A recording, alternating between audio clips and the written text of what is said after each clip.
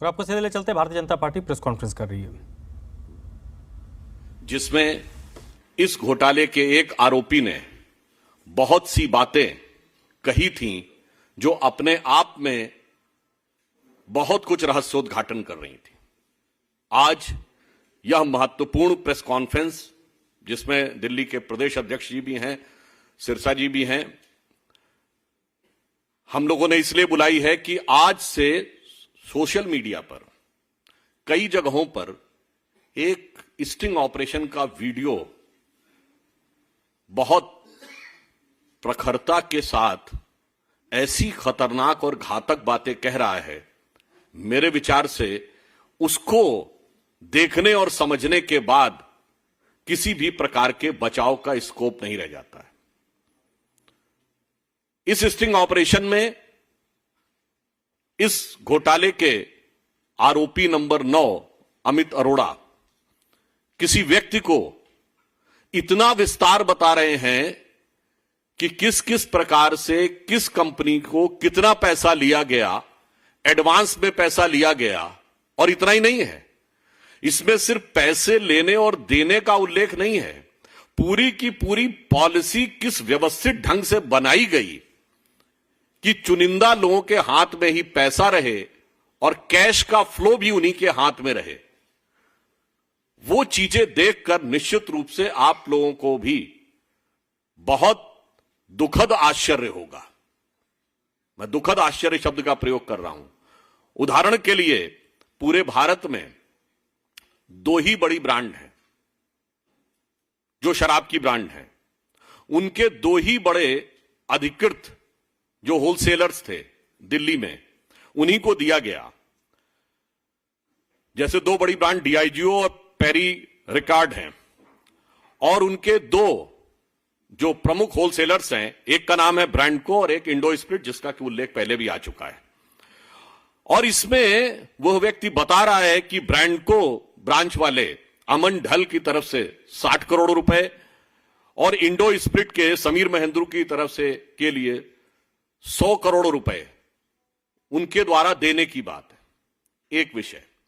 दूसरा, इसमें वो ये कह रहा, आप सभी जानते हैं, अगर मैन्युफैक्चरर, होलसेलर और रिटेलर, इसके बीच में जो कमीशन तय होता है वो कंपनियां तय करती हैं।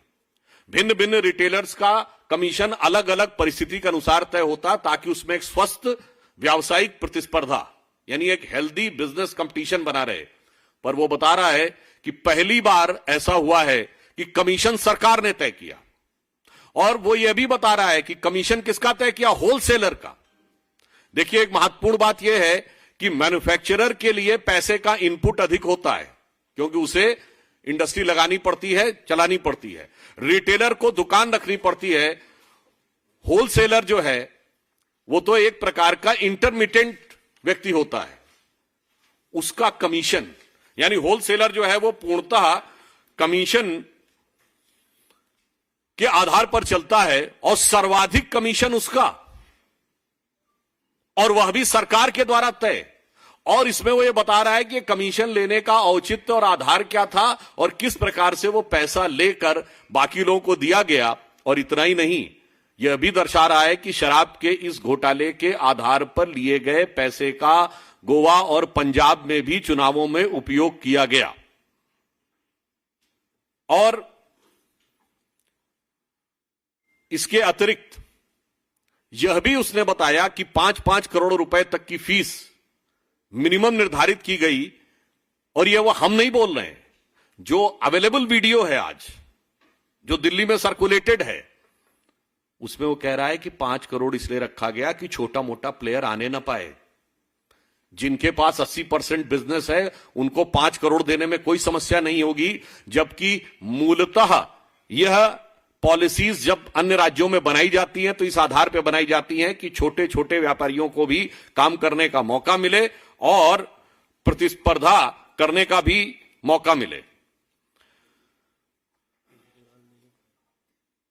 अब ये स्ट्रिंग देखने के बाद एक बार मैं पुनः याद दिलाना चाहता हूं, ये वही व्यक्ति हैं अरविंद केजरीवाल जी, भारत के इतिहास के एकमेव व्यक्ति जिन्होंने संवैधानिक पद पर कहा था कि अगर कोई तुमसे पैसा मांगे तो स्टिंग बना लेना, हम उस स्टिंग के आधार पर ही कार्रवाई कर देंगे।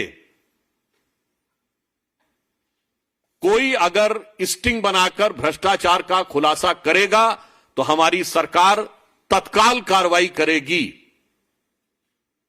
कहां गए वो वचन 7 साल पहले कि बोली गई वो बात? और ये बात स्टिंग में आपको देखने के बाद और अधिक स्पष्ट हो जाएगी। अब हम यह कहना चाहते हैं कि स्टिंग होने की जो कुछ चीजें पब्लिक डोमेन में है, यह भारतीय जनता पार्टी नहीं कह रही है, यह पब्लिक डोमेन में। हम तो सवाल पूछ रहे हैं कि जब इस प्रकार की नीतिगत बातें उभर कर सामने आई, नंबर 2 पॉलिसी आपने विड्रॉ की, नंबर 3 उसके बावजूद आपने उसका समर्थन किया, नंबर 4 पहली स्टिंग पे कोई कार्रवाई नहीं की, नंबर 5 आपने उसके बाद स्टिंग पर कोई कार्रवाई नहीं की है, और आपके आंदोलन के पितृपुरुष अन्ना जी भी इस पर आपके बारे में लिख चुके हैं। पर मेरा मानना है कितना चरित्र बदलता चला जाता है।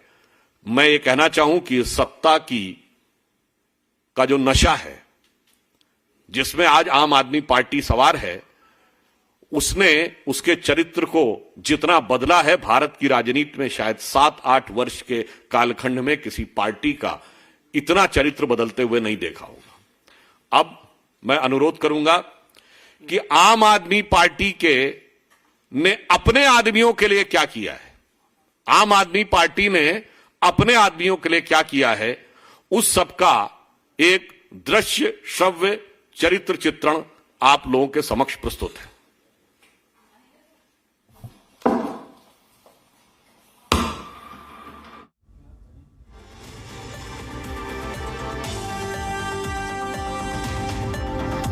बीजेपी की तरफ से प्रेस कॉन्फ्रेंस की जा रही थी और आम आदमी पार्टी पर गंभीर आरोप लगाए गए हैं।